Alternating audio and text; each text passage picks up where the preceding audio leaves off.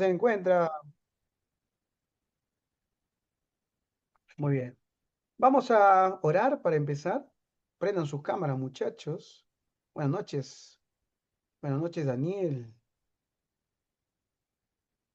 Acá tengo un poquito de problemas con la cortina, un ratito. ¿Ya?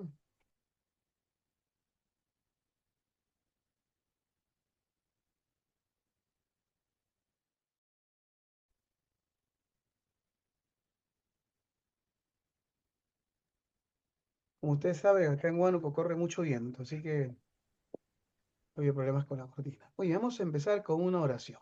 Bienvenida, hermana Blanquita. Vamos a pedirle a uno de los que están presentes. Algunos no están, Cristian, no lo veo. ¿Sí? Vamos a pedir, a ver, ¿a quién le pedimos? Vamos a pedirle a nuestra hermana Marta que nos dirija en una oración para empezar. Hermana Martita. Padre amado, Dios Todopoderoso, te agradecemos por este tiempo, Señor, y por cada uno de tus hijos que estamos aquí para poder aprender más de ti, Señor. Gracias por tu hijo Carlos, Señor, que ahora nos va a impartir, Señor, las enseñanzas. Amado Dios, y por aún todavía los que no llegan, Señor, ayude a los Padres Santos para que ellos también puedan llegar a tiempo para las enseñanzas. Bendito Dios, te agradecemos en el nombre de Jesús. Amén. Amén. Muy bien, vamos a tomar lista. A ver quiénes están presentes. Adi de la Cruz, ella me justificó, creo que están teniendo una mudanza, así que está justificado. Roger Luna, creo que ya no va a estar en este curso, pues su tercera falta. A ver si aparece hoy. Cristian Villalta, ¿qué le pasó con el medio Cristian? No lo veo. Muy bien. Astrid Vega. Presente, pastor, buenas noches. ¿Cómo estás, Astrid? Buenas noches. Vamos con Marta Maldonado. Presente, pastor. Muy bien, Marta. Ana Carrión. Presente, pastor. Buenas noches. Buenas noches. Dana Poma. Presente, pastor, buenas noches. Dana, una pregunta. ¿Tú eres familia de Fiorella y de Adi? ¿No? Nada que ver. ¿No hay apellido en común ahí? Ah, sí, al parecer sí, yo también me quedé muy sorprendida, pero no, pastor. Ah, ya, me pregunto por si acaso. Daniel Romero.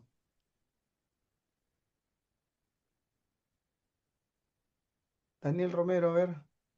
Está teniendo problemas con el celular, pero aquí estoy, me dice. Muy bien. Rosa Medina. Buenas noches con todos, presente pastor. Muy bien, presente. Ahí está Rosa. Blanca Agui. Presente, pastor. Presente, hermanita Blanca. Fiorella de la Cruz. Presente, pastor, buenas noches. Buenas noches. Eschelin Iturrizaga Isla.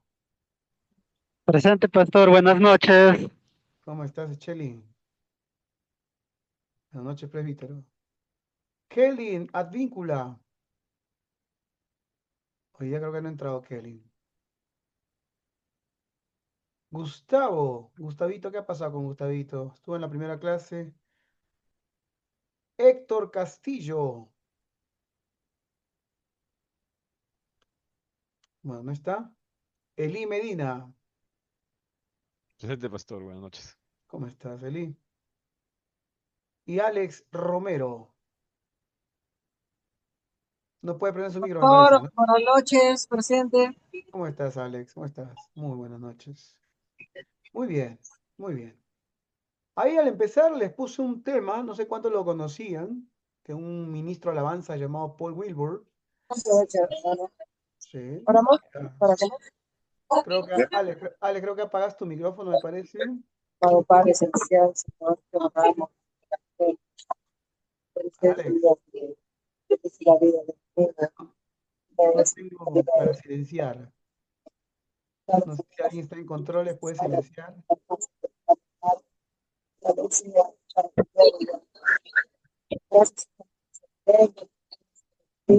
Fiorella, ¿tú estás en control, pero puedes silenciar o no? pero estoy intentando eso. Es la hermana Ana.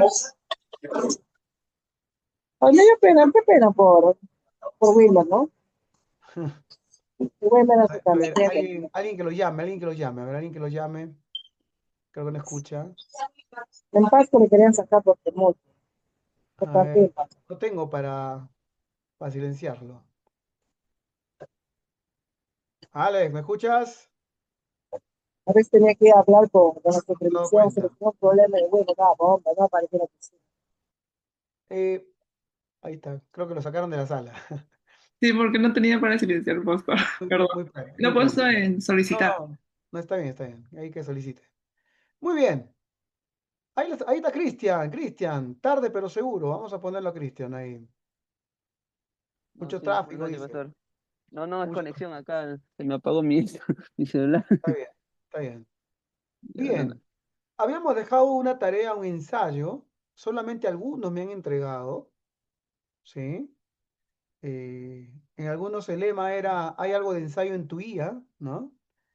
Vamos a revisarlo después con paciencia. Otros me han pedido, por favor, prórroga.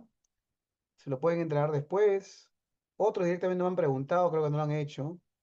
En todo caso, vamos a ver el tema del cumplimiento. Vamos a dar prórroga, pero los que ya han entregado tienen una nota superior a los que han entregado, van a entregar después. ¿Sí? También les dije que pueden, voy a cerrar mi WhatsApp porque está interrumpiendo. También les dije que cualquier cosa pregunten, ¿no? Y uno nomás me ha preguntado, el resto no ha preguntado, así que si había alguna dificultad, podían ahí resolverla, ¿no? Muy bien. La tarea consistía en un ensayo de 3 a 5 páginas, ¿no? Con un tema puntual que lo podemos resumir de esta manera y que va a ser la base de la clase de hoy, de la conversación y la discusión de hoy, que es cuáles eran los mecanismos o los motores, como se les llamó ahí, para lo que fue la transición entre la iglesia judía, cristiana judía, y su apertura hacia el mundo gentil, ¿no? Su apertura hacia la cultura greco-romana. ¿Por qué es importante estudiar esta parte de la historia? Porque nosotros como iglesia somos continuamente desafiados a esa dinámica. Es decir, podemos cerrarnos en una cultura o en una tradición y muchas veces ese cerrarse por defender unos valores históricos puede jugarnos en contra y puede movernos a quedarnos, anquilosarnos en el tiempo. En todo caso, nos va a servir como ver esa dinámica, cómo operó en la iglesia primitiva. ¿Qué hubiera pasado si la iglesia no hubiera salido nunca de Jerusalén? ¿Qué hubiera pasado si la iglesia hubiera salido de Jerusalén, pero solo hubiera simplemente cambiado de lugar? Y aquí de repente podríamos empezar con una primera pregunta que usted la podría responder. ¿Cuál es la diferencia entre la iglesia cristiana y la iglesia judía? Cuando hablo de judía me refiero a los judíos judíos. No estoy hablando del judío cristiano, sino cuál es la diferencia principal entre el judaísmo y el cristianismo. A ver, ¿alguien me podría responder? Es una sola idea. ¿Cuál es la diferencia principal? Yo por... Alex, Gracias. ahí está, muy bien, Alex, mutealo, muy bien. A ver, no sé, yo no puedo solucionar eso de no ingresar, eso tiene que comunicarse con la hermanita que está administrando el Zoom. Yo no puedo solucionar eso. Muy bien. Creo que Blanca no está, ¿no? Muy bien. Continuemos. ¿Cuál sería esa diferencia? A ver, en base a lo que usted ha leído, a lo que usted ha investigado, eh, ¿cuál es la diferencia entre el judaísmo y el cristianismo? Hay un montón de diferencias, lo sé, pero en base a eso, en base a su apertura a lo externo. Circuncisión y pues algo de los alimentos que era purificación. Bueno, por ahí puede ir. ¿Alguien tiene otra idea? A ver, algo más que pueda complementar. El judaísmo se basa más en lo que debe ser las obras, la ley. En el caso del cristianismo, nosotros nos basamos por la gracia de Dios, ¿no? Mediante la fe en Muy bien. Jesucristo. Claro, Son diferentes teológicas, ¿no? Les comparto una pequeña anécdota. El año pasado, justo antes de la guerra que hubo después, había una guerra entre Israel y Palestina, que luego se extendió a una guerra entre Israel, Estados Unidos e Irán, pero antes de eso, me contacto con un amigo, ya lo había comentado, hay un amigo que yo tuve hace muchos años, él es, o era, ¿no? Concertista de piano. Estuvimos en la misma iglesia, en ese tiempo asistía a la iglesia donde yo estaba participando en el Ministerio de Alabanza. Y este muchacho, eh, en realidad tenía familia judía, origen judío, y un día se desapareció y se fue a Israel, ¿no? Con él compartí muchas cosas, conversamos de muchas cosas. A él es el que le pregunté en su momento, si usted se recuerda, le pregunté acerca de lo que pensaban ellos sobre Yeshua y me habló cosas buenas, ¿no? Respetamos, un hombre íntegro, no Dios obviamente, no Mesías, pero digamos características positivas. Pero el rostro le cambió cuando le pregunté sobre Saúl. ¿Y quién es Saúl? ¿Quién es?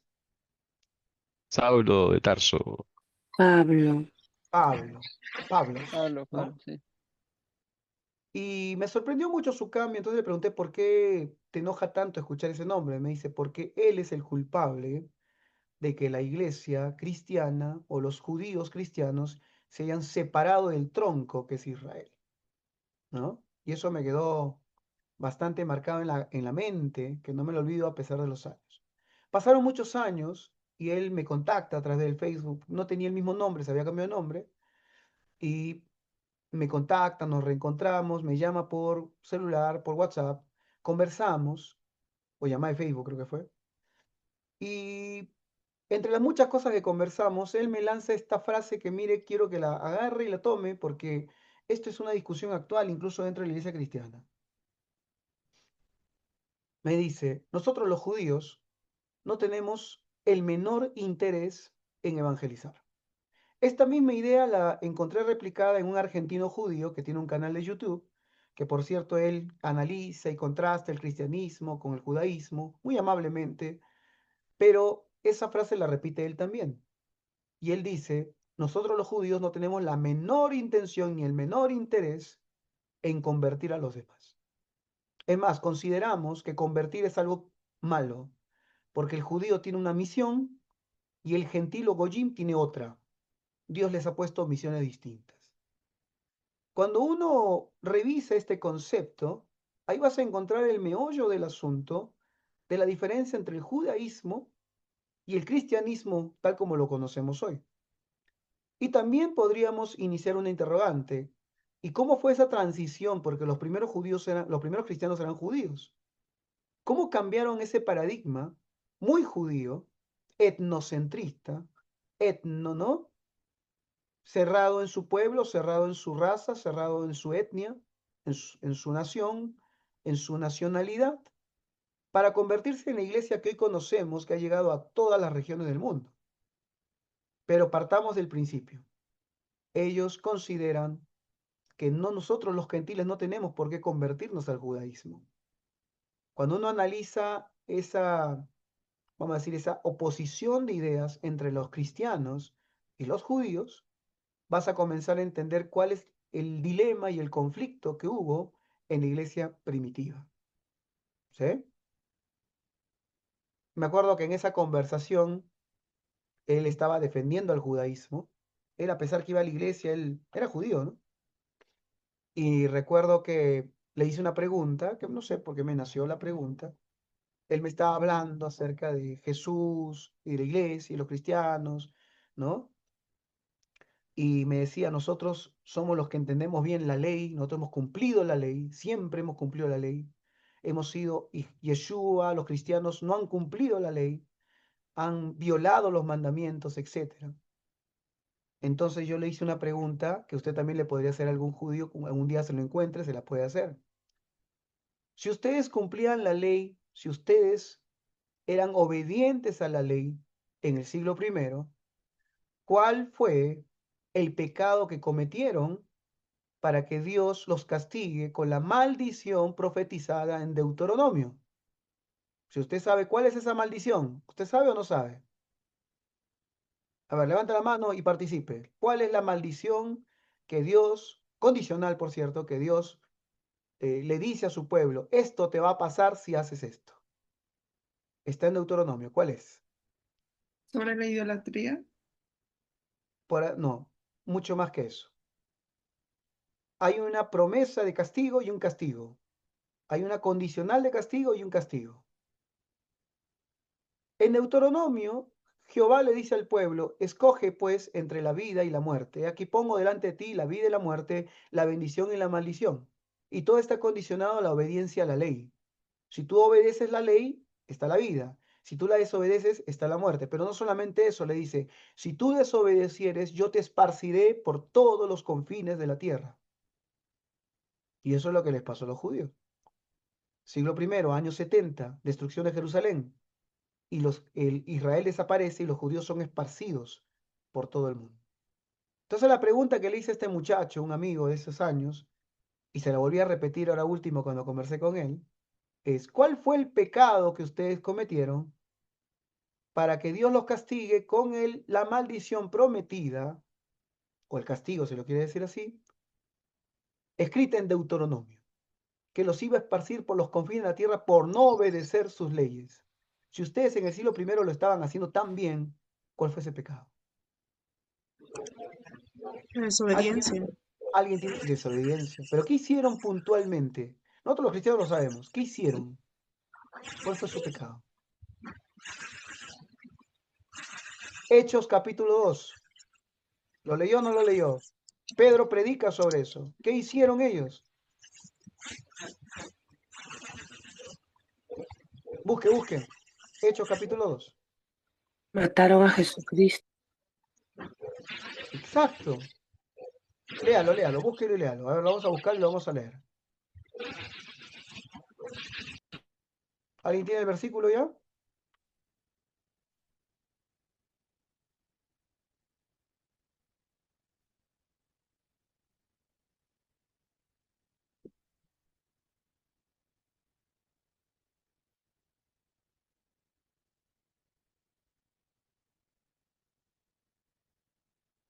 ¿Ya lo encontró?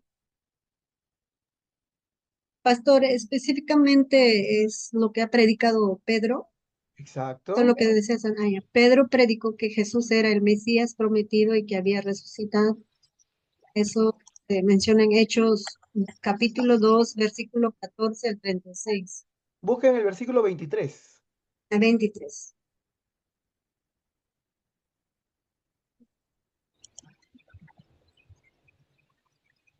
Y léanlo. ¿Lo leo? Dice, ¿Lo leo? sí, Ok. ya léelo, Rosita. Dice así. A este entregado por el determinado consejo y anticipado conocimiento de Dios, prendisteis y matasteis por manos de inicuos, crucificándole. Exacto. Entonces, ¿qué es lo que hizo el pueblo judío? ¿Cuál fue su pecado? Entre muchos, ¿no? Entre muchos. Rechazaron. Detuvieron, prendieron, significa detuvieron. ¿Y qué más? Mataron. Y mataron, crucificándolo. Crucificaron. ¿A quién? Al Mesías. ¿Sí? Al Mesías. Ahora, ¿por qué les menciono esto?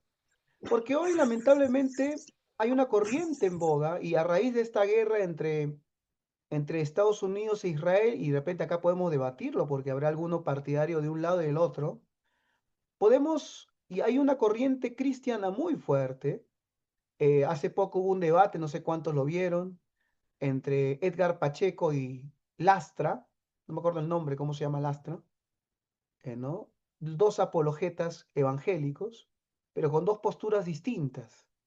Una, Pacheco muy crítico del Israel actual, y otra, en el caso de Lastra, una muy tradicional postura evangélica pro-Israel, ¿no?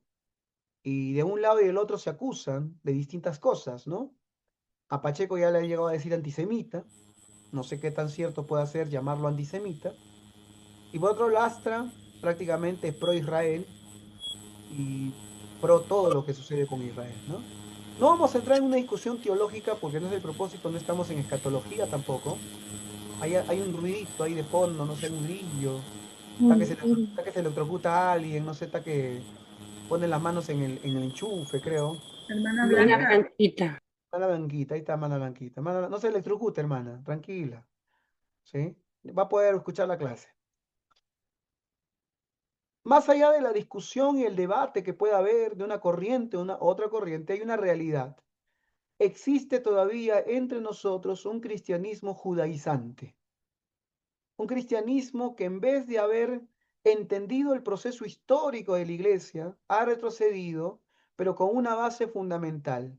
Y esto lo conozco de cerca porque aquí en Huánuco tenemos un predicador que creo que algunos lo deben conocer, no lo voy a mencionar en este medio, pero en la Hipercristope lo deben conocer porque ha sido pastor de la Hipercristope, que él es de origen judío y tiene, ¿no?, un pensamiento de lo que se conoce como el regreso a las raíces judías del cristianismo. Es decir, nosotros somos gentiles, hemos sido injertados en el olivo original, pero no somos la raíz original. Si queremos ser puros y santos, tenemos que regresar al conocimiento de los judíos. ¿Y cómo lo hacemos?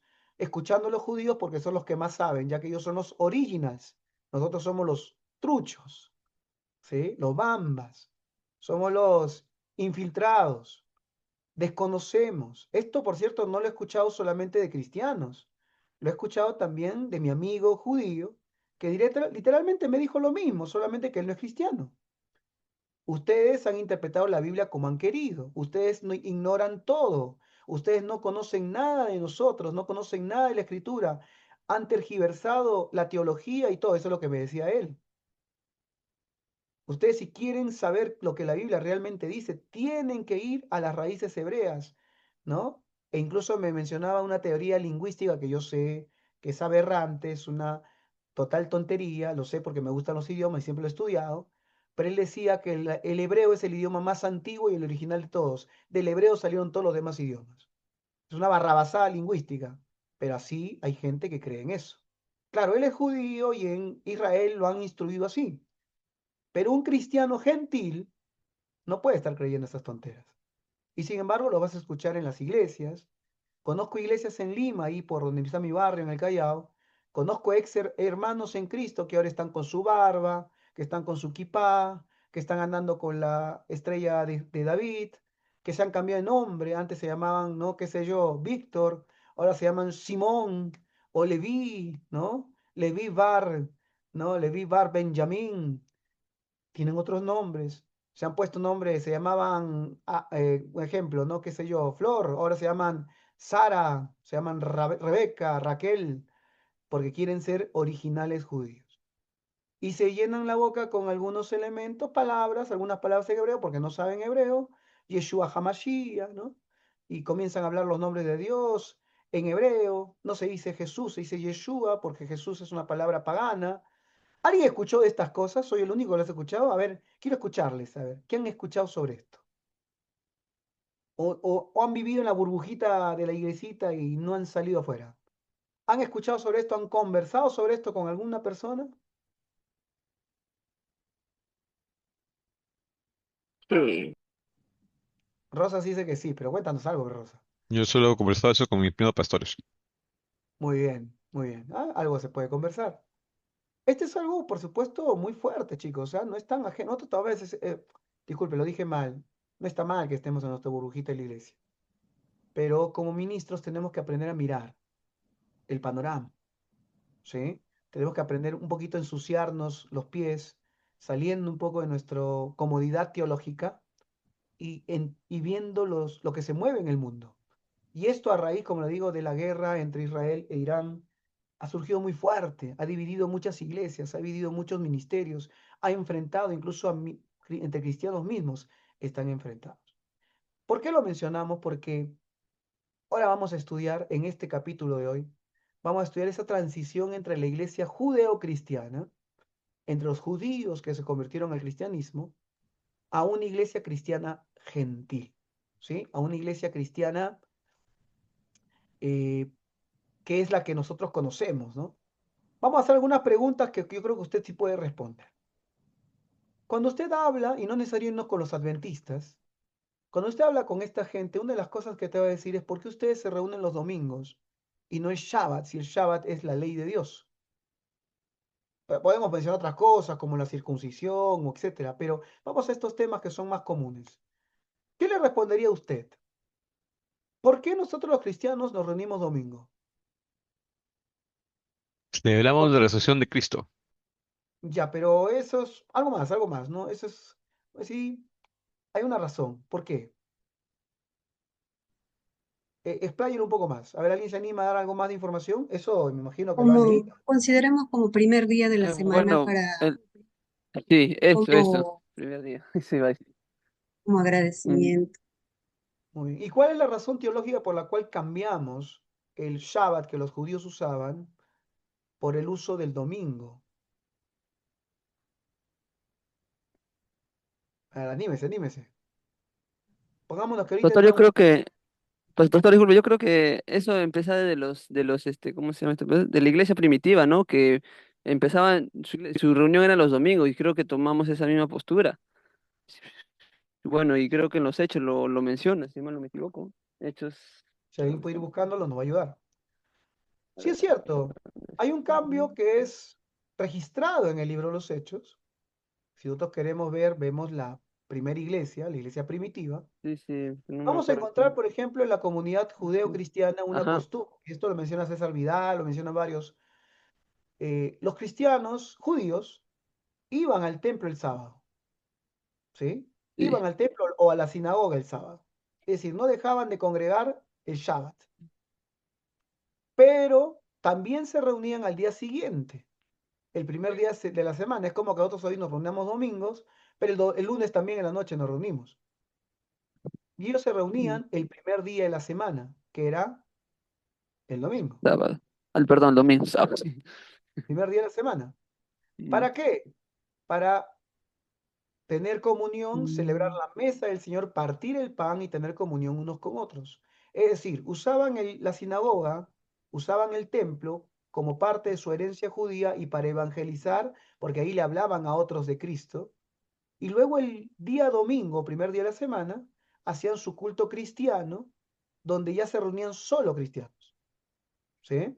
Y donde partían el pan. ¿Qué significa partir el pan?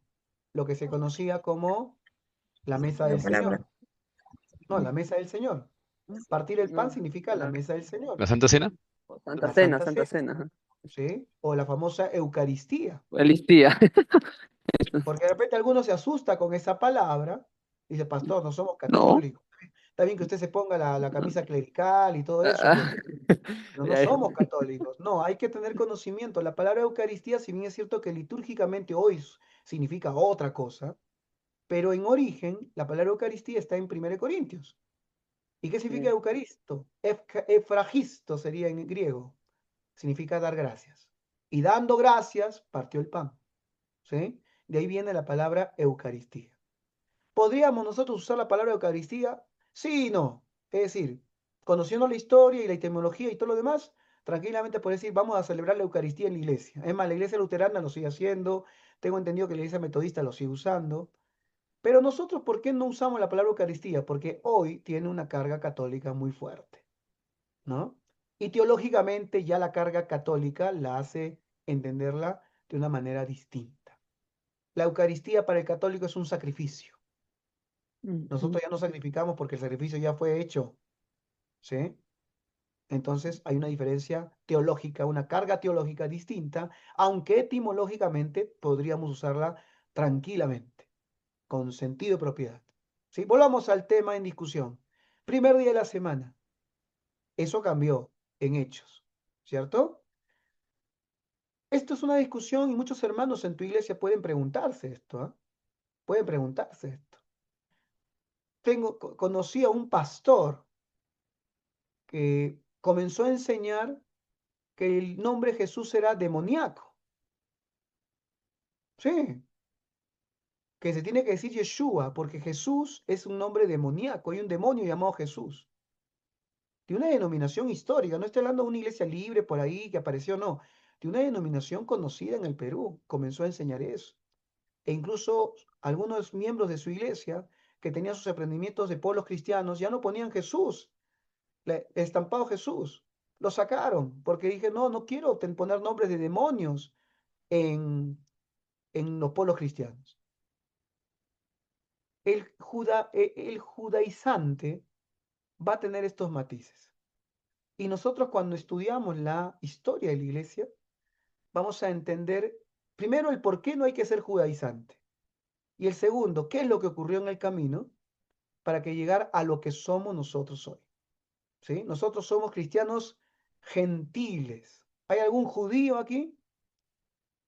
Levanta la mano el judío. ¿Hay alguno? Ninguno, ¿verdad? Somos gentiles.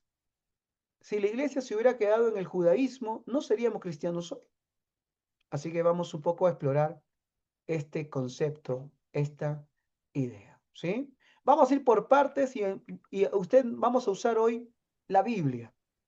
Hoy la Biblia nos va a ayudar a entender este proceso a grosso modo. ¿Amén? ¿Estamos de acuerdo? Pastor, entonces las reuniones de los domingos, en resumen, sería recordar de la primera Resurrección. iglesia de primitiva que lo realizaban y también recordando la muerte de Jesús, La La resurrección. resurrección, ajá, resurrección. esa es la resurrección. El primer día de semana era por la resurrección de Jesucristo. Era el culto cristiano que tenían ellos, ¿no? Y que aprovechaban para celebrar la comunión o la mesa del Señor, ¿sí? La comunión. Comunión unos con otros, partían el pan, que en ese tiempo era una cena en toda regla, no era como celebramos hoy, pancito, ¿no? Y juguito de uva y nada más, no, era una cena. Pastor, y como menciona del judaísmo, o sea, ellos dicen Mesías, ¿no? Que la palabra es en hebreo, ¿no? Y esperan esperan su llegada, o sea, Sí. no, no creen en Jesús. No, no creen en Jesús. Es más, hay sectores del judaísmo que lo describen a Jesús ahorita mismo, Jesús está en el infierno, está siendo calcinado por el fuego eterno, ¿no? Es en su teología. Entonces no creen en Jesús. Ahora, yo les puse al inicio un concierto de este hermano Paul Wilbur, que él representa a los que se conoce hoy día como judíos mesiánicos, es decir, judíos que han reconocido a Jesús como su Mesías. Y que gracias a Dios ese movimiento está creciendo muchísimo en Israel, por cierto. Un misionero me contó esto, él estuvo en Israel en uno de esos conciertos hermosos que realizaban hace algunos años. Y me dice, Carlos, para que entiendas la diferencia entre el concepto que ellos tienen y nosotros, ¿no? Hay una canción, nosotros cantamos el himno, Santo, Santo, Santo, y el gesto más reverente que hacemos es ese, ¿no? Santo, Santo, Santo, ¿no? Sin embargo, cuando en Israel, en ese concierto lleno de judíos mesiánicos y judíos no mesiánicos, comienza a sonar este cántico que tal vez usted lo escuchó, que dice, Kadosh, Kadosh, que significa santo, santo, santo. Dice, el misionero está en ese concierto y cuando levanta la cabeza, todos los judíos estaban postrados hasta el piso, con su cabeza entre las rodillas. Porque cuando se le menciona la santidad de Dios, ellos tienen mucho temor y reverencia. Diferencia de conceptos, ¿no? Nosotros entramos a la iglesia y muchas veces no somos conscientes de la santidad de Dios. Ellos la perciben de una manera distinta. Su concepto espiritual y cultural es radicalmente distinto. Nosotros, Pastor, sí, sí, sí, escucha, escucha. em, también no sé si, como comenta que con su amigo que conversó, que es judío, ¿no? Este, ellos, o sea, la manera también en los niños, dice la formación, es que también se graban muchas citas bíblicas, ¿no? O sea, creo que esa parte a nosotros nos falta, nos faltaría, ¿no? O sea, de poder aprender varias citas bíblicas. Cuando mencionan, o sea, son prácticamente les instruía que puedan aprender, creo, desde niños, ¿no? Hay cosas positivas en el Ujú. judaísmo, no vamos a satanizar el judaísmo, pero hay un peligro también latente de considerarlo superior al cristianismo. Y ese es el error que cometen muchos cristianos, ¿no? Yo he conocido incluso pastores que están tocando el shofar. No sé qué tendrá que ver el shofar en un culto moderno, que tiene un poder espiritual, un poder, ¿no? Remueve algunas fibras del mundo espiritual el shofar, es un instrumento sagrado. Son cosas que ya, vamos a decir así, ¿no? Son cosas que nosotros debemos ir evaluando, porque recordemos que por algo Cristo vino, por algo los apóstoles predicaron, y por algo nosotros somos la iglesia gentil, ¿sí? Vamos a ir recorriendo la palabra del Señor y viendo un poco esta evolución. Por ejemplo, podemos comenzar la historia donde comienza. Usted ayuda porque le ha hecho esta tarea. Hechos capítulo 2, la predicación de Pedro. Se convierte en 3000. Estamos hablando más o menos entre el año 30 al 34 después de Cristo, ¿sí? Y ellos, muchos son convertidos y como dijimos la semana pasada, muchos judíos helenísticos. A ver, ¿alguien me puede explicar qué es un judío helenístico? Debe saberlo. Si lo ha leído, si ha leído a César Vidal, si ha leído, o judío griego, si lo puede llamarlo así, ha leído ¿cómo se llama este muchacho? Justo González, debe saber que es un judío helenístico. Pastor, Era un judío que tenía, eh, con respecto a a la cultura griega, tenía costumbres. Era un judío, pero que había nacido en el extranjero. ¿Sí? Es como cuando tienes tus primos que vienen de Estados Unidos, pues ya nacieron en Estados Unidos, ¿no? Y vienen a Perú y ¿cómo te hablan, no? Men, ¿no? Men, ¿no? Y te comienza a hablar en Spanglish, ¿no? Y con un acento cubano, ¿no? Tienen muchas cosas en común con los peruanos, pero tienen sus costumbres de allá, ¿cierto? Bueno, los judíos helenísticos o los judíos griegos eran los judíos que habían nacido en el exterior, hijos de migrantes en el exterior, y que justo para la Pascua vinieron, ¿no? A celebrar la Pascua y de paso fueron predicados en el Pentecostés, ¿sí? Entonces había dos comunidades ya en este momento, dos comunidades iniciales, judíos, vamos a decir, palestinos originarios del lugar, con cultura judía total, y judíos griegos, ¿no? Por eso cuando visten Hechos, comienzan a hablar acerca de los problemas entre los judíos y los griegos, no está hablando entre judíos y paganos, o judíos y gentiles, está hablando entre judíos y judíos, solamente que unos eran nacionales y los otros eran del extranjero, ¿sí? Sigamos. Pedro predica. ¿Cuántos se convierten, hermanos? A ver, dígame el número, acuérdese. ¿Cuántos se convierten? En Hechos capítulo 2, ¿cuántos se convierten? Anote ese dato, tiene que saberlo. ¿Eran Tres, 5000? pastor. ¿Cuántos se convierten? A ver, léalo, búsquelo. 3000, pastor. Ya anote para que no se equivoque. ¿Sí? 5000 son la alimentación de los 5000. ¿Sí? 3000. 3000 personas se convierten. ¿Usted se imagina una campaña en la iglesia que hagas en tu barrio y se conviertan 3000? ¿Se imaginan ahí en vida eterna? ¿No? ¿Quién es de vida eterna acá? A ver, levanta su mano. ¿Alguien es de vida eterna acá? En gracia de Dios, Cristian, 3000 convertidos. Y ellos comienzan a testificar, hablan en otras lenguas.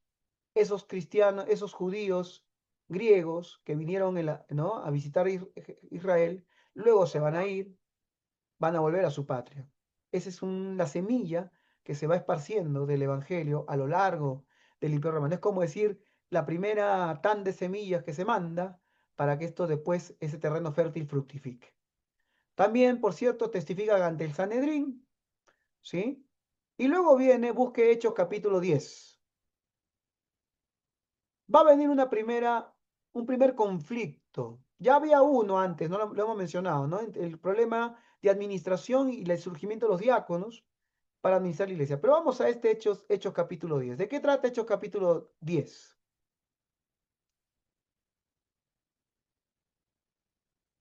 A ver, Muéstreme, cuénteme, ¿de qué trata Hechos 10? Pedro y Cornelio. Cornelio, ¿quién era Cornelio? Un centurión. Un centurión romano, ¿sí? Es decir, un gentil. Y Pedro está ¿dónde? En un puerto que ha sido bombardeado, por cierto, ahora último por Irán. Puerto de Jope. ¿Cómo se llama ahora? Se llama Yapa, algo así. El puerto de Jope. Y Pedrito está ahí, está hospedado ahí. Y ya conocemos la historia, la visión. Le bajan animales, y le dicen, mata y come. Yo jamás he comido algo no kosher, le dicen, ¿no? ¿Qué es kosher? Kosher es puro. Yo jamás, mis labios jamás han comido algo no kosher. Pero el Espíritu Santo le dice, mata y come. Me imagino que habrá habido un chanchito por ahí, ¿no? Su chicharrón, Mm. ¿no? Ahora que justo no he cenado. No, chicharrón no puedo comer de noche, ya tengo que cuidarme. Y le dice, yo jamás he comido algo no kosher. Mata y come, porque no llames no kosher a lo que Dios ya declaró kosher. Ese es un lenguaje judío puntual. Busca ese versículo, a ver alguien que lea ese versículo. Ese versículo exacto.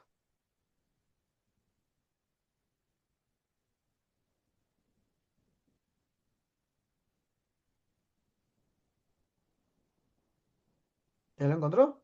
Donde dice que no puede comer cosa inmunda. No llames impuro a lo que Dios ha llamado puro. Ah, ya. 15. Volvió 15. la voz a él la segunda vez. Lo que Dios limpió, no lo llames tú común. Tú común. En el lenguaje judío esto era así. No llames no kosher a lo que Dios ya declaró kosher. Claro, Pedro en ese momento pensó que está hablando de comidas, ¿no? Pero luego él entiende que no se trata de comidas, se trata de personas. Justo le tocan la puerta y dice, te están buscando Pedro. ¿De parte de quién? De parte de un centurión romano. Quiere que vayas a su casa. Un detalle cultural que usted debe conocer. ¿Podía un judío entrar a una casa de un gentil? ¿Usted qué dice? ¿Se ha No leído? podían, no podían. Era considerado algo obsceno. ¿Se acuerda de esa escena donde Jesús entra a la casa de Simón y hay una mujer que viene y llora y rompe un perfume y perfuma sus pies y luego con sus cabellos seca los pies de Cristo? Y los fariseos, ¿qué decían? Si fuera hombre de Dios, si fuera un maestro, sabría qué mujer lo está tocando. Porque obviamente las reglas ceremoniales que tenían ellos eran muy estrictas. Y un maestro de la ley, un maestro espiritual, jamás hubiera permitido que una mujer pecadora lo toque. No solamente porque era pecadora, sino porque el contacto con una mujer para ellos era impuro. ¿Me entiendes? Chicas, lo siento, pero así era la teología de algunos de ellos. ¿Cómo oraba el fariseo común? Ese fariseo que Jesús lo cita de manera chistosa. Algunos piensan que Jesús no contaba chistes. Jesús contaba muchos, con mucho sentido del humor contaba. Porque la gente le entendía. Y sabían los estereotipos de la época. El publicano era un estereotipo, un tremendo ladrón, corrupto, ¿no? Un pillo, ese que nadie lo quiere, saqueo. Y el fariseo, el estirado, el religioso, el creído, "Oh, no me toquen porque soy santo". Y Jesús comienza su parábola diciendo, un fariseo y un publicano suben al templo a orar. Ya la gente se estaba riendo. ¿Me entiendes? ¿Y cómo oraba el fariseo? El fariseo, su oración era, gracias Dios, porque no soy gentil ni pecador, porque no soy perro ni mujer. Para que se haga una idea, hermanas, de cómo era el pensamiento religioso de esa época. Por eso ahí citó la hermana Blanca un versículo precioso que lo voy a leer. ¿Dónde está? Hermana Blanca, lo puso por acá, no sé dónde se me perdió ya. Ya no hay judío ni griego, no hay esclavo ni libre, no hay varón ni mujer. Mire qué revolucionario y qué distinto al judaísmo tradicional es el Evangelio. Vamos a continuar. En la casa de Cornelio sucede algo extraordinario.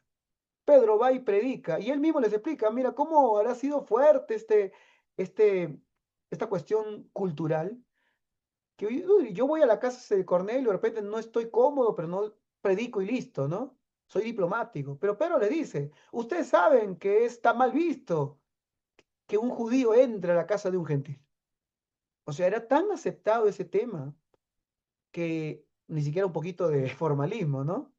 Pedro lo dice directamente. Está mal visto, es abominable para los judíos que yo entre a su casa, a la casa de un gentil, de un impuro, de un pecado. ¿Sí?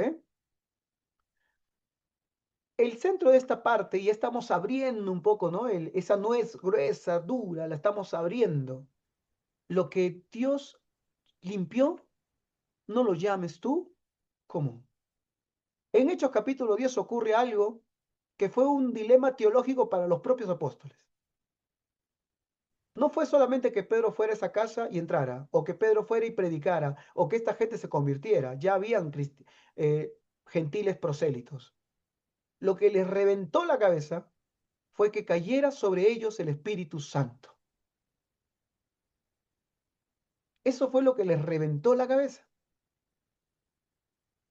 Cristianos, gentiles prosélitos, es decir, creyentes en Jehová, habían. El eunuco etíope era uno de ellos. Pero lo que les reventó la cabeza, lo que les cambió, les rompió el paradigma, fue que el Espíritu Santo cayera sobre los gentiles. ¿Qué le parece esto? ¿Algún comentario para decir? Nada, ni una reflexión, ni un Pastor, punto de vista, ni una pregunta. pastor, una consulta. Sí, dígame. Eh, el judaísmo de antes, en la iglesia primitiva, ¿cómo se diferenciaba cómo se diferencia con el actual? Porque ahora también se ve que hay el judaísmo, ¿no? Sigue activo, ¿no? Sigue habiendo, pero ¿cuál es la diferencia, el de antes con de hoy? ¿O Ya, te voy es a dar lo una... mismo? No, no es lo mismo. Te voy a dar alguna diferencia. Para empezar, no está el templo. Una diferencia sustancial. ¿Sí? Segundo, ese judaísmo que se conoció en el Nuevo Testamento desapareció en el año 70. Y si quedó algún rastro, en el año 132, con la rebelión de Bar Kokhba, que es otro mesías falso que surge, los romanos directamente limpiaron la tierra, eliminaron a todos los judíos. A raíz de la rebelión de Bar Kokhba, los remanentes judíos, sobre todo fariseos, lo hablamos en la primera clase, ¿no? Los saduceos, los esenios, los herodianos, los celotes desaparecen del mapa. ¿Quiénes sobreviven? Los fariseos. Entonces el judaísmo de hoy es heredero directo del fariseísmo. Pero el fariseísmo se recompone en el siglo II. Y en el siglo II, el fariseísmo tiene una característica puntual. Es absolutamente anticristiano. ¿Sí? A tal punto que incluso hasta cambian la escritura, porque antes, le explico de repente una pequeña travesura idiomática, cuando la Biblia en el Antiguo Testamento dice el Señor es uno, Dios es uno, esa palabra uno en el hebreo era un uno de diversidad, donde tú podías incluir la Trinidad. ¿Qué hace el judaísmo farisaico del siglo II? Le cambia la palabra. Es decir, alteran la escritura para que diga uno, que es solamente uno, ya no es diverso, es uno. Ese judaísmo del siglo II es el que crea el Talmud, el famoso Talmud, que el Talmud es la reinterpretación de las escrituras hebreas, pero ya con un sentido totalmente anticristiano. Ellos son los que al final en su teología mandan a Cristo al infierno, que ahorita está quemándose Cristo en el infierno. Ellos son los que reinterpretan Isaías 53 y todo lo demás para que no sean profecías mesiánicas, y el Mesías o Cristo, nuestro Cristo, jamás cumplió nada de eso. Esa es la diferencia entre el judaísmo del siglo II y el judaísmo de en adelante, que es el actual. Los judíos ortodoxos de hoy son herederos directos de ellos, y el judaísmo del siglo I. Mejor dicho, en otras palabras, para Pablo y su gente era más fácil evangelizar a esos judíos del siglo I que a estos judíos del siglo II en adelante, que se convirtieron en enemigos del cristianismo. No sé si respondí tu pregunta, Chelin, o alguna cosita más de repente puedo explicar. No, no, sí, sí, sí está bien, pastor. Sí. También se me surgió cuando hay muchas iglesias que he visto, ¿no? Más pentecostales que están creyendo en Israel de esta época, ¿no? No sé si estarás de acuerdo, pero hay iglesias que dicen que el Israel que hay contemporáneo de ahora es el pueblo de Dios. Y no sé si ellos son los judíos o los judíos están ahí o ya están desparramados por diferentes formas, ¿no? Esa parte no la entiendo porque... Ya, está Ajá, bien, sí, mira. eso. Es una buena pregunta. Escapa un poco del área del curso, pero voy a responderla de repente, pero sin profundizar porque esto no es curso de escatología. ¿Sí? Pero brevemente nada más. Primero, el error de muchos cristianos judaizantes, ¿cuál es? Creer que el judaísmo actual es el judaísmo del siglo primero o el del Antiguo Testamento. No lo es. Una de las paradojas más grandes es que toda la ropa que usan y todos los elementos que usan jamás los usaron los judíos del tiempo de Jesús. Eso lo usaron judíos de la Edad Media en adelante. Es más, el judío de hoy, moderno, el judío, no usa eso para nada. El judío moderno, el descendiente del fariseo, se burla de los judaizantes cristianos porque dice, ¿de qué se están disfrazando? Si nunca ya el judío no se viste así, no piensa así, nada que ver. Ese es uno. Dos, respecto a la pregunta de si el pueblo de Dios, ¿no? Nosotros en nuestra teología, nosotros no somos dispensacionalistas. Ya en escatología le preguntaron a su profe y les hablará del dispensacionalismo y todo lo demás. Nosotros creemos que Israel y la iglesia es un solo pueblo. ¿Sí? Que hoy los judíos están lejos de Dios, pero que un día van a regresar y se van a convertir a Cristo. ¿Cuál es el problema de pensar de otra manera? Que muchas veces incluso algunos pastores pro judíos dicen esto, ¿no? Le preguntas, ¿el judío sin creer en Jesucristo se salva o no? Sí, porque son del pacto y por el pacto son hijos de Dios. Mentira.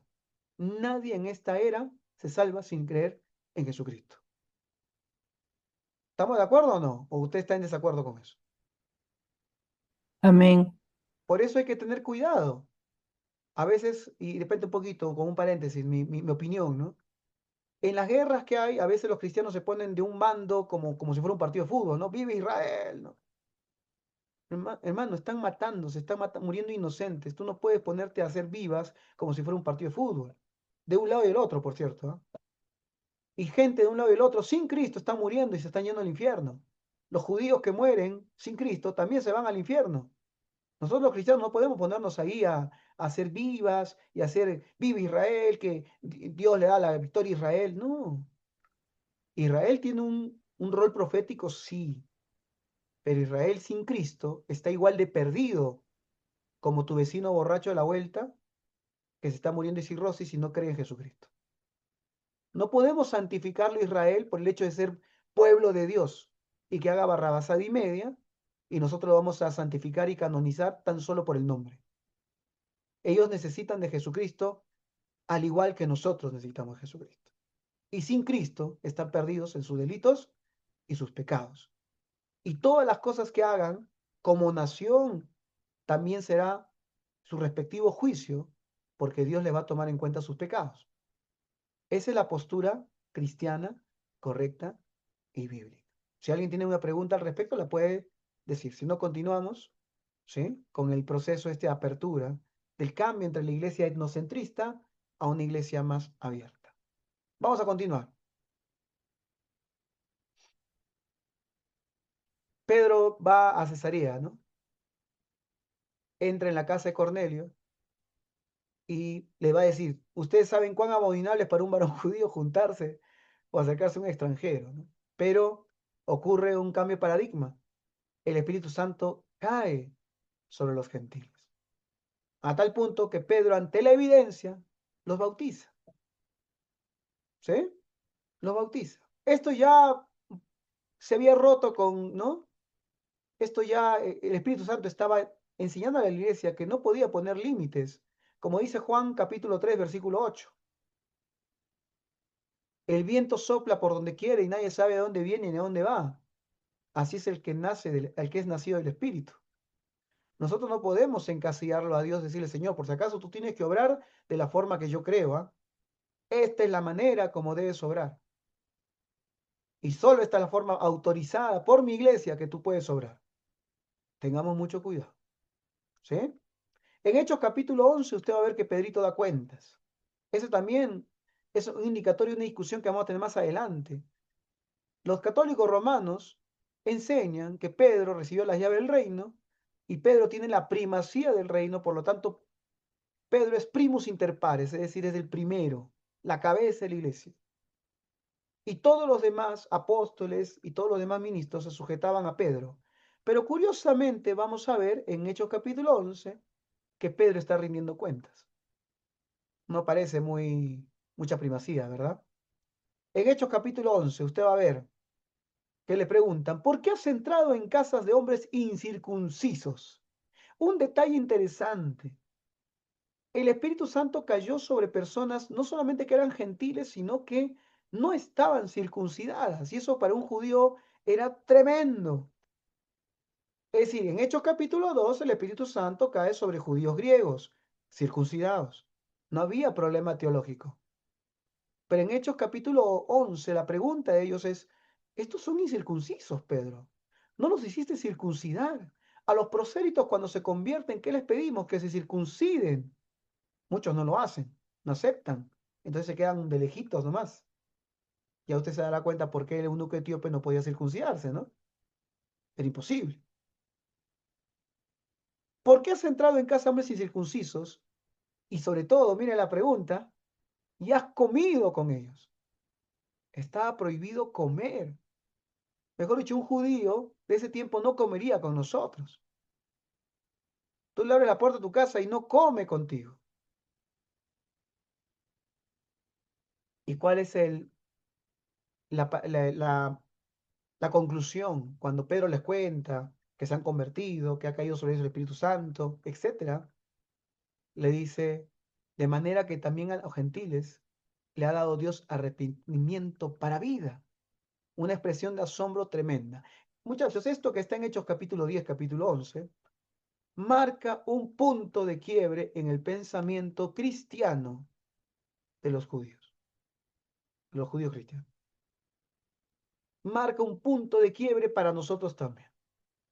Porque, Pastor, sí, hermana Blanca. al respecto, teniendo en consideración que eh, para Dios era ¿cómo se llama? Un mandato, ¿no? Porque incluso al hijo de Moisés, o sea, lo iba a matar porque no había circuncidado. Entonces, era un mandato dentro de la ley, ¿no? Pero cuando viene Jesús, cambia. Y hace un momento no podía hablar porque el micro, o sea, estoy con la laptop ahora, ya no sé, con otro equipo.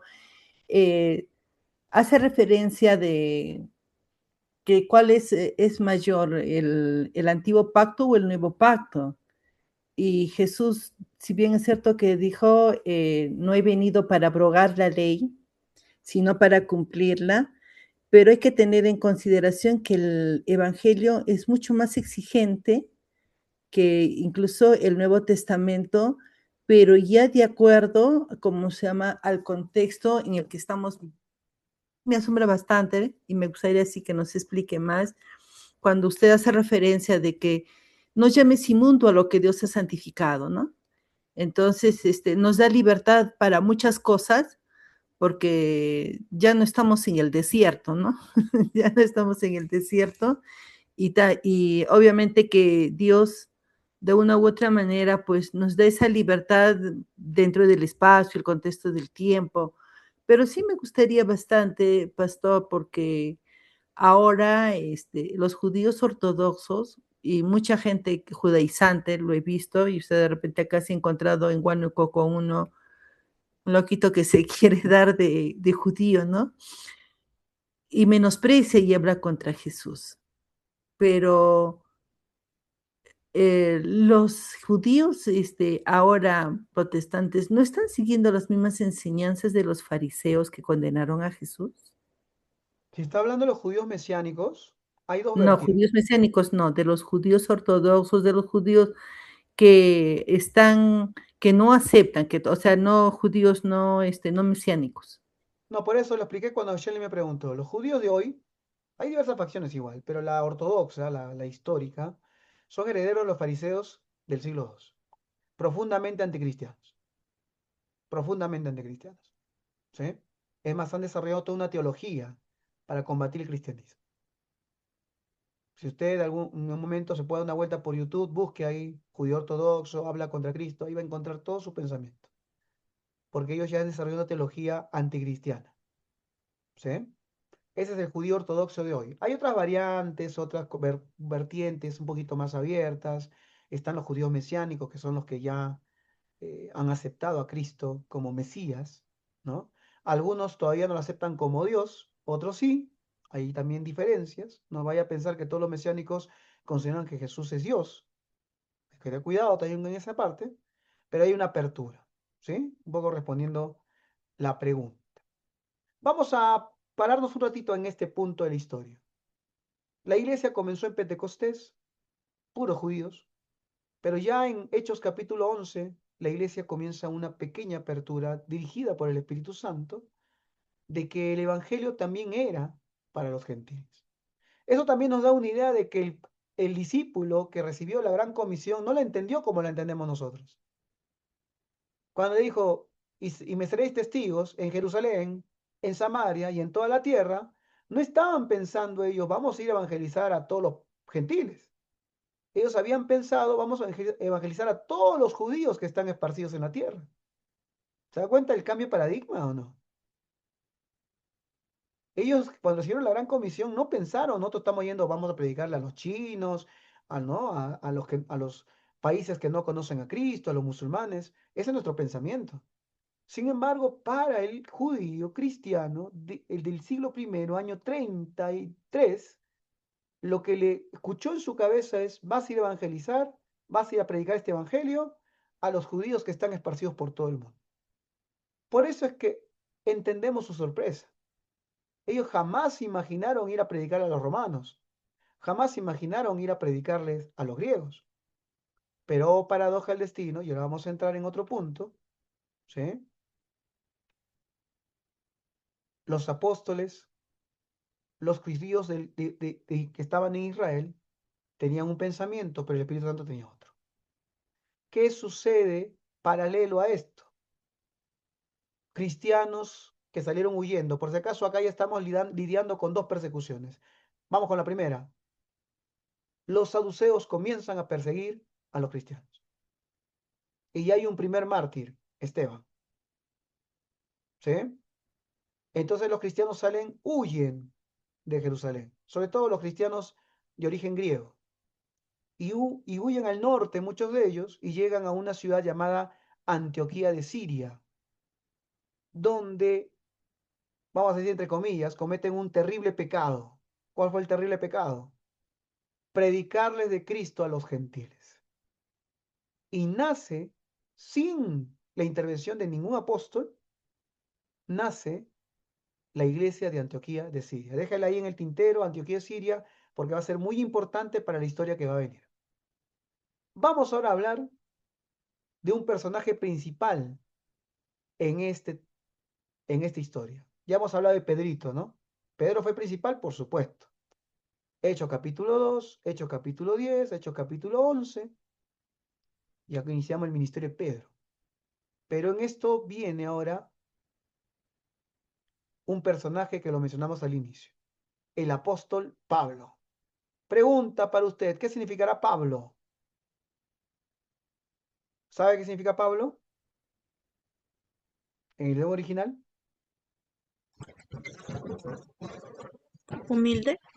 No.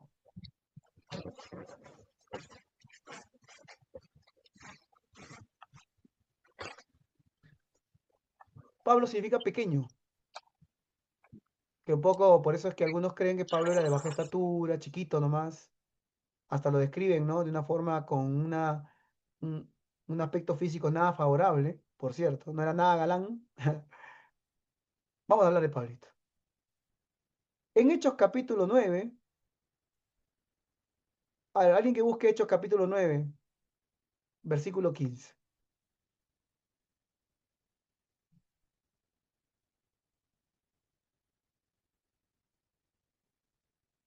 ¿Lo, ¿Lo puede? lo leo? Ok, léelo, léelo. 9:15. El Sí, Señor le dijo, ve, porque instrumento escogido me es este, para llevar mi nombre en presencia de los gentiles y de reyes y de los hijos de Israel. muy bien, muy bien. Hermanos, la historia de Pablo es tremenda. Pablo, para empezar, era un judío griego, ¿sí? Y de clase alta. Mejor dicho, era un pituco. Un judío que había estudiado en el extranjero, abogado, por cierto. Acá tenemos una abogada, la hermana Blanca, ¿no? ¿Alguien más es abogado acá? El único, ¿no? Abogado. Un experto en leyes. Se sabe que estudió 7 escuelas de interpretación legal, que más o menos como hablar de doctorados y maestrías en este tiempo, especializadísimo. Tenía ciudadanía romana, que más o menos como que usted tenga ciudadanía europea. Para los que no saben, para los que de repente no tienen oportunidad de cruzar aduanas y fronteras, nosotros tenemos categorías. ¿Sabía usted eso o no? Cuando usted tiene ciudadanía europea, en cualquier aduana, en cualquier frontera, usted pase frente. Ni lo revisa. Va a Estados Unidos, va de frente. Si usted tiene DNI peruano nada más, te revisan hasta con perros y con Doberman. Yo cuando estaba en Argentina tramité mi DNI argentino porque estaba estudiando y para no estar saliendo tramité mi DNI argentino. Cuando viajé a Chile, yo pasaba de frente porque tenía DNI argentino. Y los peruanos que tenían DNI peruano estaban haciendo la colaza para que los chilenos revisen todas las maletas, buscando droga con los perros. Y yo miraba a mis propios compatriotas y decía, ¿cómo es posible? Me sentí mal.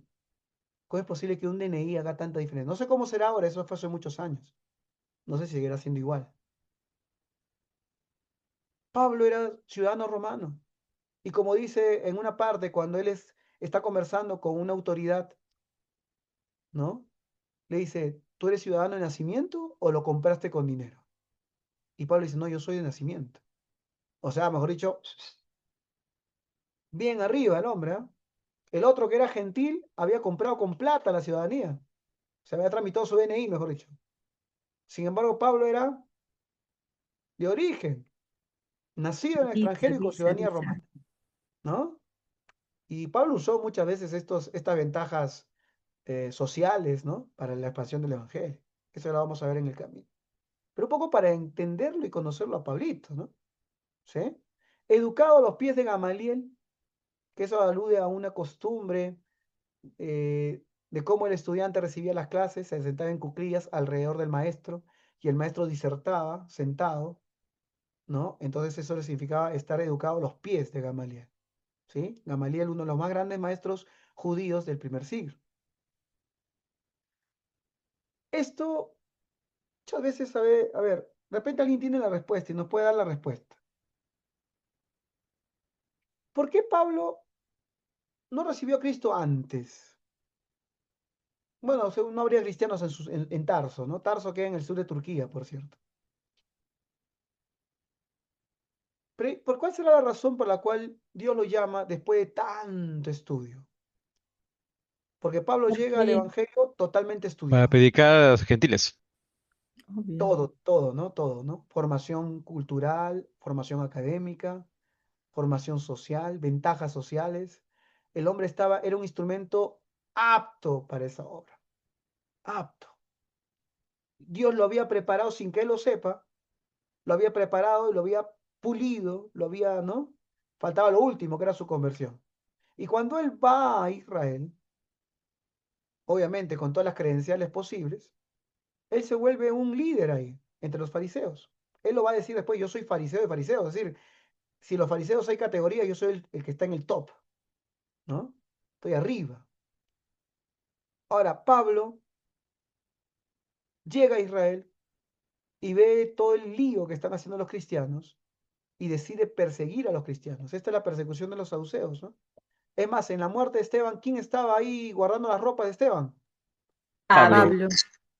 Ahí está, Pablito apareció como el villano de la película, ¿no? Como ese video de las películas, ¿no? Que están matando y el jefe está atrás mirando, ¿no? Con la mirada más fría, ¿no? Ese era Pablito. Y Pablito sale y ahí y pide cartas, le dan cartas, autorización para que vaya a exterminar a los cristianos. Y comenzó su obra de persecución, aprisionando y ejecutando cristianos, aprisionando y ejecutando cristianos. Hasta que enrumbó, dijo, quiero ir a una ciudad, ya estoy acá en Israel, ya a las ratas las he perseguido. Ahora quiero ir a otra ciudad, voy a irme más al norte, voy a ir a Damasco. Y camino a Damasco, ¿qué le ocurre? Usted conoce la historia. ¿Qué le pasó camino a Damasco? ¿Con quién se encuentra? Jesús. Con Con Jesús. Jesús. Pablo esto lo va a narrar en un testimonio que está en el libro de Hechos. Jesús se le aparece, ¿no? Una luz que enceguece a todo el mundo. Él cae al piso, por si acaso no estaba en caballo, estaba caminando, ¿no? Cae al piso y una voz le habla. ¿Qué le dice? Saulo, Saulo, ¿por qué me persigues?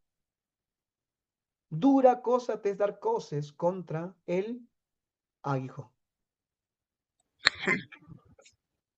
¿Sí? Pablo va a decir, Jesús me habló en arameo, en mi idioma.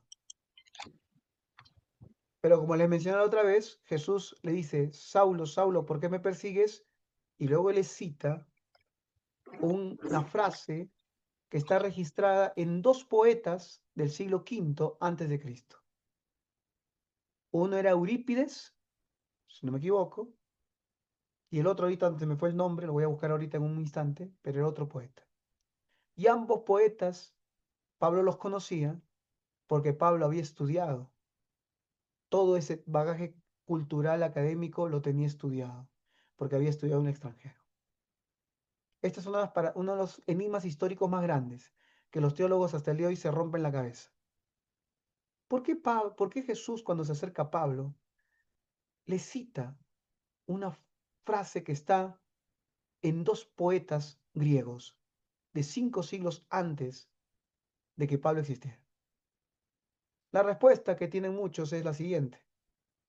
Jesús se le mostró a Pablo a su nivel. Dicho, ¿tú eres académico? Yo también soy académico. Yo soy Dios. Yo sé todo. Eso derrumbó su defensa de Pablito. ¿Cuál sería el conflicto personal que tenía Pablo? Justamente una de las cosas que en la comedia de Eurípides menciona es que dar cosas contra el aguijón era, ¿no? El aguijón era como un instrumento de madera, ¿no? El cual ataban a los caballos y el caballo muchas veces quería liberarse y el caballo pateaba ese aguijón y lo único que hacía era hacerse daño. Lo que le estaba diciendo Jesús a Pablo es, tú estás peleándote con el enemigo equivocado. No lo vas a vencer. No vas a poder vencer este movimiento. No vas a poder vencer a los cristianos. Y por eso Pablo se rinde. ¿Y qué le dice a Jesús? ¿Cuál es su respuesta? Usted la sabe. ¿Quién eres tú? ¿Para qué me persigues? No. ¿Qué le dice Pablo? Pablo, ¿qué le responde a Jesús? A Yeshua. ¿Quién eres, Señor? Señor. ¿Quién eres? Y esa palabra no es casual. Señor, un judío no le decía Señor a todo el mundo. Para decir, un judío, para decir Señor, era el equivalente a decir Adonai o decir Dios. Mejor dicho, Pablo no necesitó un curso discipulado para que le hablen de la divinidad de Cristo. Solamente con este encuentro y esta frase, no conocemos toda la información, cuál ha sido el trasfondo personal de Pablo, qué ha estado preguntándose el hombre en esos años o en ese tiempo que estaba persiguiendo a los cristianos, pero bastó solamente esta pequeña entrevista para que Pablo reconociera a Jesús como Dios. Vamos a continuar con la historia. Pablito, Hechos 9:15 dice, instrumento escogido me es este, para llevar mi nombre en presencia ¿de los qué? De los gentiles, Gentiles. de los gentiles. Pablo entonces es el instrumento de Dios preparado, pulido, afinado, para terminar lo que ya el Espíritu Santo había comenzado con la iglesia, con los judíos cristianos y con Pedro. A Pedro no se le encomienda esa tarea. Es más, Pedro va a tener problemas para entender esa tarea. Pablo no. Vamos a avanzar un poquito en la vida de Pablo para continuar en el segundo bloque. Pablo, cuando se convierte, los cristianos por un lado le temen y sus compañeros antiguos lo persiguen. Así que Pablo lo mandan que se escape y se fue a Arabia unos cuantos años. No sabemos cuántos años estuvo exactamente en Arabia. Algunos dicen 15 años, otros dicen 12. El punto es que luego él regresa a Jerusalén para intentar iniciar su ministerio y nuevamente es perseguido. Entonces lo envían de nuevo a Tarso. ¿Dónde queda Tarso? En el sur de Turquía. Y en Tarso se quedó tranquilito el hombre ahí. ¿Haciendo qué? No sabemos. De repente abriendo una iglesia o trabajando en una iglesia que ya estaba ahí, en su ciudad. Hay un misterio también que tiene Pablo. Pablo aparece en los Hechos solo. Y la pregunta que uno se haría es, ¿por qué está solo si un rabino de su edad, para ser rabino, tendría que estar casado? Hay algunas teorías al respecto. Una teoría muy plausible es que el hombre, por la cultura de la época, porque todo era colectivista, comunidades, clanes y tribus, al entregarse al cristianismo, su familia lo abandonó. Entonces él aparece solo en ¿no? en el ministerio. Esa sería una de las razones por las cuales Pablito aparece solo. Su esposa lo abandonó. Hay un caso que les cuento, ¿no? Eso sucedió acá en Huánuco, hablando de ese tema. Conocí a un pastor y el pastor separado, ¿no? Años, 20 años separado. Y yo le pregunto un día, pastor, pero tantos años separado y no, la esposa no le ha querido dar el divorcio. No, me dice, no quiere. Pero está separado y no quiere darle el divorcio, no, no quiere. Ella es creyente, sí, ella es creyente. Y me ha dicho que jamás se va a separar, pero jamás le va el divorcio. Pero si no quería el divorcio, ¿para qué se separó? Y le pregunto, ¿cuál fue la razón de su separación? Lo que pasa es que ella es Asamblea de Dios y yo soy Alianza. Y cuando nos casamos, yo iba a su iglesia. Pero cuando se abrió el ministerio para mí, yo podía ser pastor en la Alianza. Y ella me dijo, yo jamás me voy a cambiar de iglesia. Prefiero separarme a cambiar mi iglesia. Y se separó. Cuando se separó, de la iglesia lo votaron. Y 20 años separado. No le querían, no sé, yo ya, la hermana Blanca conoce más estos temas, no sé cuál es el tema por el cual no procedió un divorcio de oficio.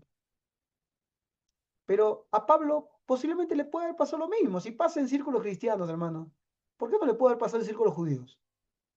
Mucho más estrictos y legalistas que lo que somos nosotros. Esa es una de las teorías por las cuales Pablo aparece en la historia solo. ¿No? Solo. ¿Qué otra información tiene usted acerca de Pablo? A ver, deme más información acerca de Pablo. Ya para ir terminando, nos quedan 5 minutos para el receso. ¿Qué otra información usted ha encontrado en su trabajo? Algo, un detalle más de Pablito. Acá me ponen en el chat, a ver. Muy bien, hacía carpa, vamos a hablar de eso. Es muy interesante esa parte. Que también es una crítica al ministerio actual de los pastores de hoy y ministros de hoy. ¿Qué más? A ver.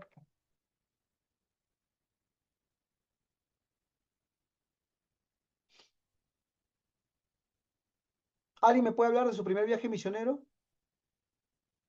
Ahora vamos, del receso vamos a ver un videíto sobre el primer viaje misionero. Pero, ¿alguien me puede decir alguna información sobre el primer viaje misionero? ¿Con quién viaja, por ejemplo? ¿Quién lo acompaña en ese viaje misionero? A ver, dilo, Ana, vamos. Bernabé, si no me Con recuerdo. Bernabé, muy bien. Es más, Bernabé es el que lo busca a Pablo. Pablito estaba tranquilo en Tarso y Bernabé es el que lo va a buscar a Pablo. Bernabé es el que lo rescata a Pablo. No sabemos si Pablo, si Bernabé no hubiera ido, de repente Dios hubiese otra forma de sacarlo de ahí. Pero algo es cierto, el que va y lo busca a Tarso, a Pablito, y lo trae a Antioquía de Siria, esta iglesia que es central en este momento histórico, es Bernabé. Bernabé, hablemos de Bernabé.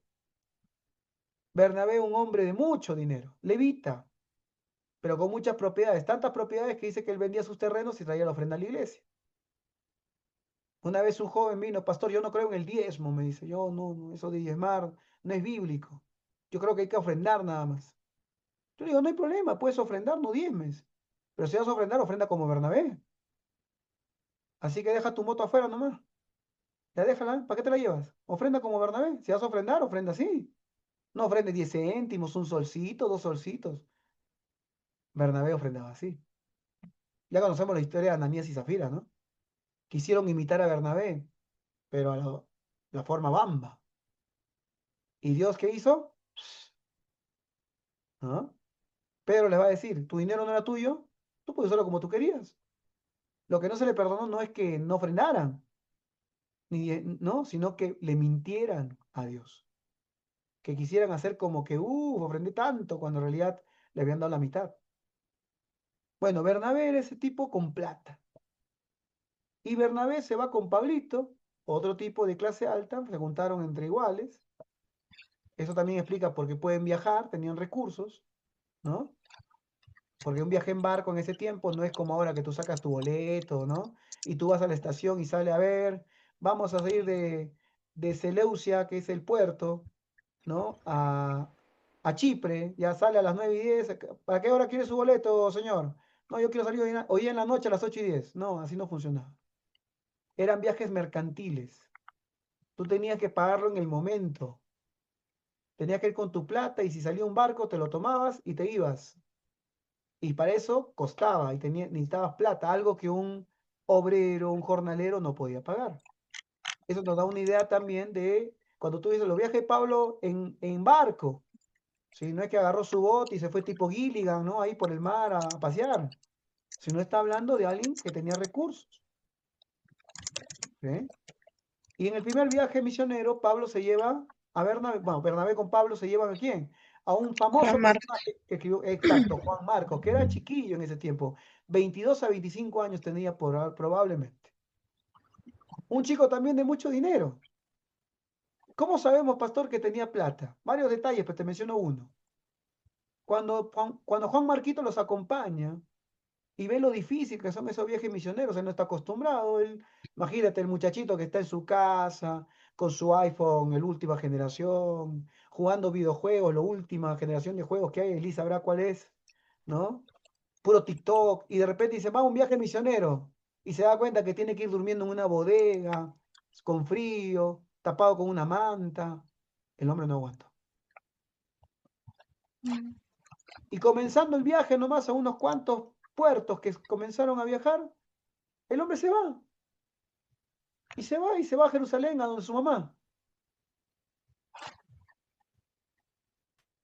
Para que un joven de esa edad decida irse porque se quiere ir, es porque tiene la plata para pagar ese viaje. Porque yo no creo que Bernabé le ha dicho, ya hijito, anda nomás. Él agarró y se fue. Tenía plata. Eso me hace acordar, y vamos terminando con esto. Tuve un profe, ya murió, Manfred Krause, un alemán. Tenía tanta plata el hombre que él cuando era joven decía, él se sentía aburrido.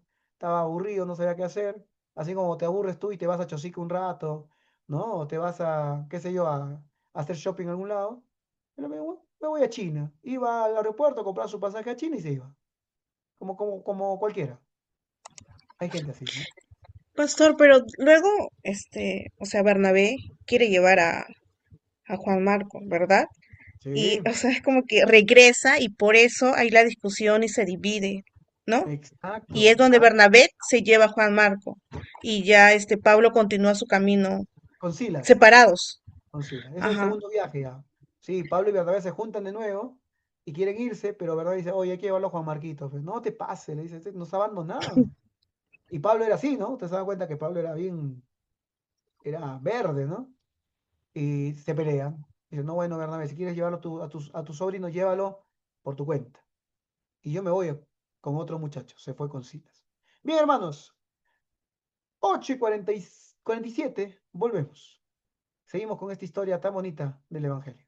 Dios le bendiga.